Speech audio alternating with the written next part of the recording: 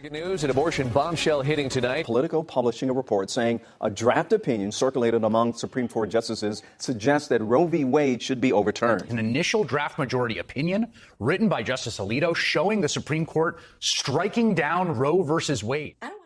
An early draft opinion of a Supreme Court decision set to be released at the end of June, early July, has been leaked to the public, and it looks like the Supreme Court, after 49 years, intends to overturn the precedent set in Roe versus Wade.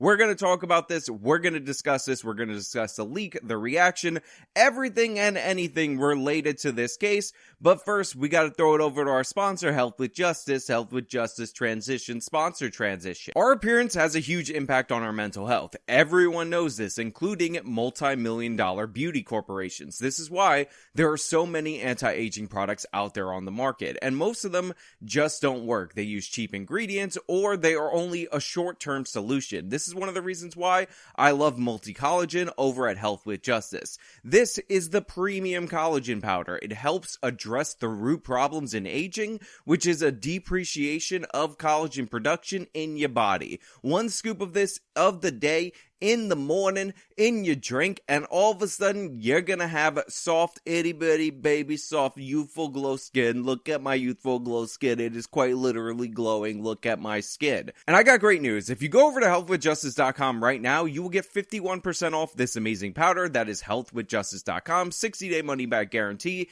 51% off, healthwithjustice.com. So last night, a draft opinion from Justice Alito of the Supreme Court became public somehow, more on that later, and it looks like the court intends to overturn a precedent set in Roe v. Wade and in the Casey case. This is huge news for the pro-life conservatives everywhere, and for the left, and for all the people, honestly, who are making the case that Hillary Clinton winning over Donald Trump in 2016 was just not that big of a deal, because it appears that the three Trump nominees have voted in lockstep to overturn Roe versus Wade. And since it's a 5-4 decision, and Roberts, the Bush appointee, is voting with the liberals on the court, it appears that Trump's Supreme Court nominees, if this is to hold, are the ones who made this happen, thus making the overturning of Roe versus Wade a huge part of former President Donald Trump's presidential legacy. Now, the first thing that we need to get out of the way before we dive into this around 98-page draft opinion by Justice Alito is that it is, in fact, as of this moment, just that, a draft opinion. Supreme Court cases do not become official until they are actually published in late June and July, and it is not unheard of for a draft opinion at this early stage to be significantly different from what is finally published in a month. Again, we're going to talk about the significance of the leak and what may or may not be behind it a little bit later in this video. However, it is important to note that if this draft opinion holds, it will not be a narrow Supreme Court decision on the abortion issue. It will be a full-throated rebuke of the Roe versus Wade precedent from 1973, which has caused a lot of people on the left wing to light their hair on fire. A protest started forming after this announcement was made, and it grew ever stronger during the course of the night. Abortion is out there! Abortion is out there! Anti-choice is so 50 fucking years ago! Anti-choice is so 50 fucking years ago! Anti-choice is so 50 fucking years ago! Anti-choice is so...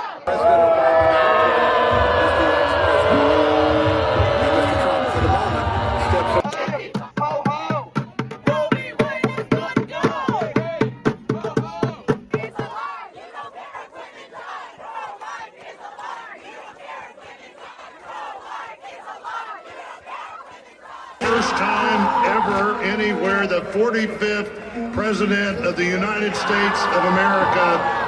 You saw the coat hangers, eventually you're gonna see the Handmaid's Tale thing, and the left reaction has been getting more and more unhinged about this particular issue. So I think it's important for us to discuss what actually a repeal of Roe versus Wade would actually mean, or an overturning of the precedent set in Roe versus Wade would actually mean, and that really is as follows.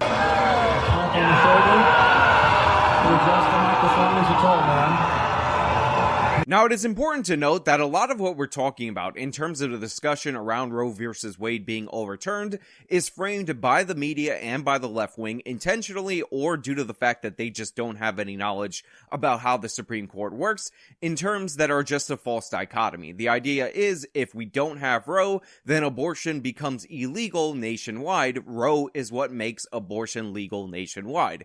And half of that is true. Roe versus Wade, when it was codified by the Supreme Court, did legalize abortion for the first 2 trimesters across the country without any exemptions. If you wanted one, you could get one. States could have little tinkerings and try to limit it here and there, but typically what the Supreme Court was determining as the standard in that case was viability, and they used a justification of privacy, which was something they kind of pulled out of nowhere during the Supreme Court decision. Now, the reason I say they pulled it out of nowhere is because they essentially put the right to abortion on par with the Second Amendment or the First Amendment, or your right to be protected against searches and seizures. And in reality, we all know in the 11-page document that is the United States Constitution, which was ratified in the 1700s, and despite what people who are proponents of Roe versus Wade actually believe, there is nothing in this 200-plus-year-old document that says that the Constitution for the first and second trimester says it's all good in the hood for abortion, but in the third trimester, it's a states' rights issue.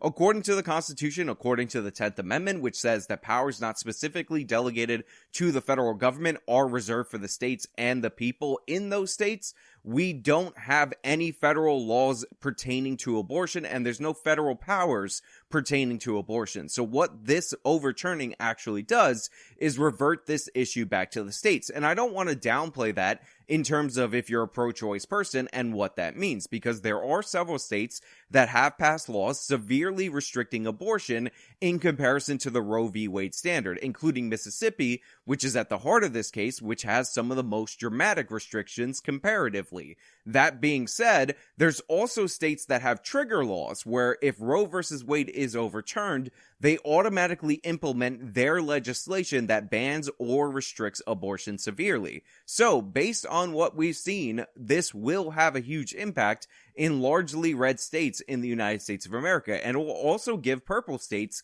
some room to run in terms of where they want to draw that line, because Roe versus Wade essentially drew the line between 20 and 24 weeks, and now the states will have free reign to do horrible, bigoted, religious zealotry restrictions of abortion, just like those evil Christian nationalist nations in Europe, which have significantly lower thresholds for abortion compared to the United States of America. Honestly, a lot of people don't realize this, but the way Americans view abortion in comparison to modern Western countries, we draw the line typically way further based on the Roe versus Wade decision than any of those other places. Also, those places just kind of regard it as a non-issue. They passed the law, they drew the line, and they let it alone, and people don't really argue over it that much. But in the United States, it is elevated to a constitutional right for people on the left, one of our most sacred rights, and for people on the right, they consider it to be an active form of murder, thus the polarization in the United States of America based on this issue. Now, I was never a big abortion guy. It was never one of my top issues, either pro or against, which is why I have exactly 0 videos discussing the topic before today, because again, it's just something that I'm not that interested in. But it used to be back in the day that you could have intelligent legal minds, both on the left or the right, whether or not they agreed with Roe versus Wade or disagreed with Roe versus Wade, who pointed out the fact that Roe versus Wade makes no sense at all as a constitutional decision. It used to be the left-wing legal constitutional perspective that they thought that Roe versus Wade was great, it's a great law, but it should have been written by the legislature because it makes no sense to say that the Supreme Court can just decide what the Constitution says on this very specific issue, especially when you consider that the states are typically the ones who regulate medical procedures, licensed doctors, etc. So this came out of nowhere in the first place. I've seen a lot of people in the mainstream media talking about how this is minority rule, this was undemocratic, and all this nonsense. Let me play you some clips of MSNBC talking in this exact same manner. And included in this fundamentally different world is what the other part of what we're experiencing tonight is minority government, minority ruled government. And the Supreme Court is the most incredible exemplar of that. You have these judges appointed to the Supreme Court by two presidents who did not win the most votes in their presidential election. George W. Bush appointed the justice who wrote this opinion. He did not win the most votes in his presidential election, but he won the Electoral College. And then you have Donald Trump appointing three of these deciding justices. He did not come close to winning the most votes, but he got the presidency in this country because of this capacity for minority rule in our government. Now look, I'm actually fine with you making the point or trying to take a stand on the fact that 4 of the 5 Supreme Court justices that ruled in this manner on this specific case, or at least are believed to have ruled in this manner on this specific case, were not appointed by presidents that were elected with the majority of support. Now, that doesn't matter. That's not how our system works, but you can make that point and say that this is a form of minority rule. The overturning of Roe versus Wade does not have majority support based on the presidents that appointed the Supreme Court justices that made the decisions or whatever. You can make that case, and Lawrence O'Donnell made that case right there in that moment. But the thing is, Roe versus Wade never had that in the first place, and it's significantly worse in terms of minority versus majority in what the Supreme Court ruled in that instance. Because all the way back when Roe was first taken up, there was only 6 states that had legal elective abortions. 6 in the entire country, meaning 44, a supermajority of the states, did not have this procedure available electively. 30 states had outright bans, and 20 states had it legal for some circumstances and not for others. So even if you slice it that way, the United States of America, back when Roe was decided, was very much in the pro-life camp. So if you're going to go after President Trump or President George W. Bush for their appointees because they got less than 50% of the votes, because they got less votes, at least Bush did in his first election, than the person he was running against, then you have to point out that Roe versus Wade on its own was just the Supreme Court passing down an edict without any popular support on an issue that should have been thrown to the legislature in the first place. On top of that, I do want to point out that the Democrats at any point in time could have codified abortion into law at the federal level if they wanted to, and not relied on Roe versus Wade. They ran away from this issue. They kind of abandoned it. They made it a wedge issue with the Supreme Court, much in the same way that the Republicans did, and Republicans finally came out on top 49 years later. On top of that, I also want to point out how Justice Roberts, in terms of Republican voting on issues at the Supreme Court level, is an absolute failure. Everybody who called it at the time that he would not be a good justice for the conservatives was right. Again, whatever your perspective on the issue is, you have to point out that this is now Obamacare and Roe versus Wade, and the Republicans have basically been putting all their justices on the Supreme Court since Roe versus Wade for the sole purpose of overturning Roe versus Wade. So it's an absolute failure even in that regard on their part. They're just one justice away, one Kavanaugh or Ruth Bader Ginsburg, by the way, this is totally on her, trying to wait it out so that she could have been appointed by Hillary Clinton, so she could have been replaced by the first woman president because she was so pro-woman. Kind of totally left you guys out to dry in that regard, if I mean so myself. The notorious RBG notoriously lost the issue of abortion by trying to be symbolically replaced by Hillary Clinton, which is kind of hilarious and ironic. But again, overall, I must stress that regardless of what your position is on abortion in the United States of America, the correct ruling by the Supreme Court was to not allow Roe versus Wade to stand, because Roe versus Wade has no basis in constitutional law. Now look, that's the constitutional argument. Nobody actually cares about the United States Constitution anymore. Everybody just wants the Supreme Court to operate on their behalf, with or without constitutional precedent to back it. So whatever, that's not really as important as the implications of this decision, or the potential implications of this decision. And according to the left, this is going to cause a women's revolution against the conservatives, and thus save the Democrats and usher in decades or millennia of Democratic majority rule in the United States of America. Wow, the Republicans just stepped out of bounds. The Democrats is gonna take over. The Democrats got this going good. For their gracious aid. I am so sorry to my world. I am so sorry to my world. This is not what we want. We will face challenges. There's so much We will potential. confront hardships. but we will get the job done. for beauty and for devastation. In this one moment, it's just almost incomprehensible that they can exist right now. So. And we are grateful. Now, as you guys can probably tell by the sarcasm in my voice when I was talking before I did the cut to this part of the video, I don't really believe that this is going to be the major gigantic win, women's revolution for the Democratic Party at the ballot box that it was projected to be all these decades of my life, because the American people tend to have a bias towards normalcy. Think about the issue of same-sex marriage. It never won on any ballot initiative ever in the United States of America. Even after California got it legalized by some mechanism, I believe a court decision, when it was put up to a vote, even in California, people voted it down 52-49. It was a huge loser for the gays on the ballot in this country. Then the Supreme Court rules that gay marriage is a constitutional right. They legalize it nationwide. And now you look at the polling data and it's not even close. The Republicans are never going to win on that issue. Even in conservative states, the needle has moved so significantly because we've had gay marriage for a while, or the precedent had been set, and people tend to be biased towards normal. People tend to defer towards authority. So since the Supreme Court said that the gays' marriage was as constitutional as any other marriage, and denying the gays' marriage is unconstitutional, most people just kind of went along to get along, or a significant number of people went along to get along. So, based on the fact that the Supreme Court appears to be striking down Roe v. Wade, you're actually going to see the amount of people that are pro-choice switch to the pro-life camp just based on that, just based on the appeal to authority. On top of that, the imaging technology that we've had for early pregnancies has advanced so much since the 1970s that people can actually see a fetus in development at various stages, and after a shorter period of time than you believe, that fetus starts to look like a baby. This is one of the reasons why that without a Supreme Court decision in Europe, again, far more liberal than the United States by comparison on many different social issues,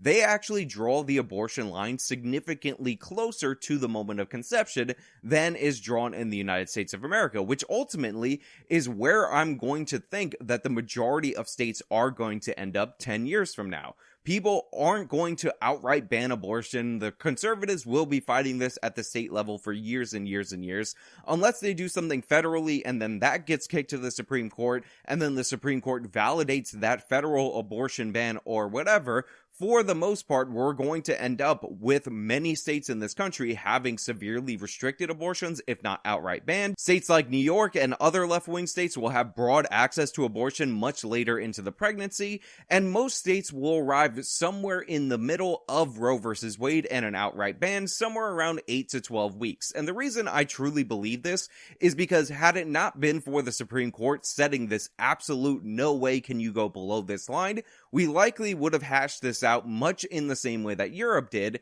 and they ended up significantly lower than the point in time where we ended up. Now look, that's my forecast, that's my prediction, that's what I believe to be true, and since I am always right, that will ultimately end up happening. Set it in stone, carve it out. The future has been written by me right here on this channel, and I want to talk about the leaks now, because the leaks are absolutely crucial and probably more fascinating than the overturning of what many legal scholars acknowledge is kind of a ridiculous precedent set in the United States of America. So draft opinions don't typically get leaked in the United States of America. It is not a thing that happens in this country. The Supreme Court plays that really close to the vest, and this has allowed a lot of people to speculate on why this was leaked. Now, the most common answer, the answer put forward by most people on the internet.com, is that there is some form of deep state or left-wing activists with access to this information that leaked it to the press so that they can gin up hysteria and rally against the Supreme Court and maybe possibly intimidate them into augmenting or outright changing their ruling. That is the argument put forward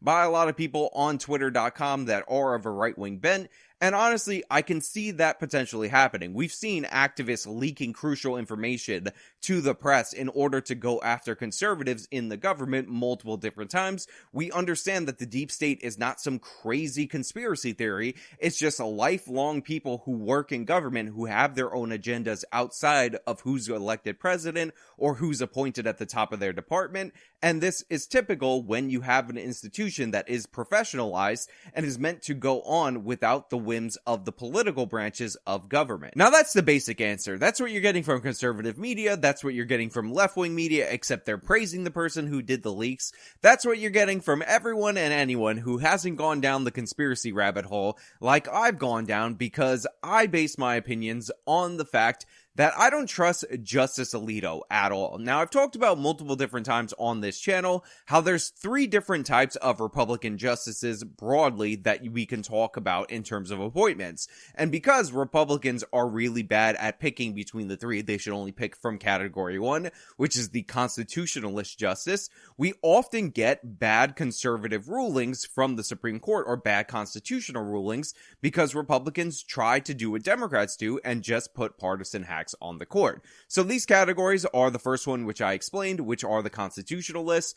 Obviously, Clarence Thomas would be in this category, and a few others, but we have to see how they rule in the long term before I put Gorsuch or Amy Coney Barrett in that category. There's the conservative justices, which might be a Kavanaugh or a Roberts or an Alito, although I think they're actually in the category of Republican justices, which kind of go with the ebbs and flows of the political things. Alito, I often worry, is in the Republican category, and because he's in the Republican category, he has political considerations, or he imbues his rulings with political considerations, much in the same way that Roberts does. This is why Roberts did the Obamacare ruling the way that he did it, because he was worried that that would call into question the legitimacy of the Supreme Court as an apolitical branch. Of course, this is ironic because he was making a distinctly political decision in that manner. This is why I'm going to put forward out there in the public that the leaker in question might actually be from Alito's camp doing the leaking on behalf of Alito. So what I believe in terms of Alito is that he would have put out this draft ruling, which is the strongest rebuke of Roe versus Wade that you could possibly have, out into the public so that he can gauge the reaction and hide behind the fact that it's only a draft resolution. It's only a draft ruling. So there could be changes and all this other stuff going forward. And he could say, oh, well, this was just my initial thoughts, but when I looked at the specific parameters of the case, if the broad reaction is really bad, I actually decided to tailor it more specifically to this case. We see this all the time with Supreme Court rulings. Remember, when they were doing the eviction moratorium, which the Biden administration had no legitimate cause to implement through the CDC, Brett Kavanaugh did this, where he said, okay, there is no basis for it, but since this is going to end in a couple of days, we're not going to bother to strike it down. Then, of course, the Biden administration took advantage of the fact that it wasn't struck it down in order to extend it, which pissed off the Supreme Court. But again, it's on Kavanaugh in that situation for not making a specific ruling that restricts government power. And the reason he didn't do it in that scenario is because he didn't want future Republican administrations to not have access to that power through the executive branch and their regulatory agencies. All these justices that aren't super principled in terms of the constitutional rulings do the same things. They'll narrowly tailor their decision to the issue at hand, never making a broad ruling about anything because they don't want to deal with the implications, and they don't want their guys from their party to deal with the implications of that ruling going forward. This is one of the reasons why so many of the Second Amendment cases were actually very specific to a pistol or gun in common use in the home, and now we have a bunch of different cases about potentially bringing the gun outside, even though the Second Amendment right says clearly keep and bear arms, so you should be able to bear it, not just inside your home. It makes no sense otherwise. So I think it is possible that Alito leaked this to the press to kind of get a gauge on what the reaction of this would be, because I am in the camp that Republican justices are cowards and they want to keep this as a wedge issue, and they're never going to do anything super broad to strike down Roe versus Wade. So I would be shocked if I were wrong in this regard. The other option is Justice Roberts. He is the Chief Justice. He likely would have access to this. He is voting with the left on this issue, and he's often been cited as one of those justices appointed by Republicans that were never that good in the first place and have slowly but surely moved over to the left wing. So he could have released it to gauge a reaction to kind of push Alito or some of the other weaker justices into the left wing camp, or at least into the tailoring down the opinion camp. But that's really where I'm at in terms of who actually did this. I don't actually believe that the Republicans have a clerk on staff that's clerking for a judge or the Republican justices or Republican appointed justices or whatever that would necessarily leak this case in particular to the press. I think that they would have members on their staff that feel sketchy about overturning Roe versus Wade due to political considerations, and those members would leak this decision out into the public to kind of get a gauge of how the public is going to react before finally publishing this ruling. That's my theory. It's a conspiracy theory, but I think it's 100% accurate if you think about it, and believe me, because I'm always right. But hey, those are just my thoughts. Let me know your thoughts down in the comments below. If you liked the video, show them by leaving a like, subscribe for more content, follow me on all my social medias. You can support me via the support links in the description box. This has been me talking about Roe versus Wade potentially being overturned. Till next time.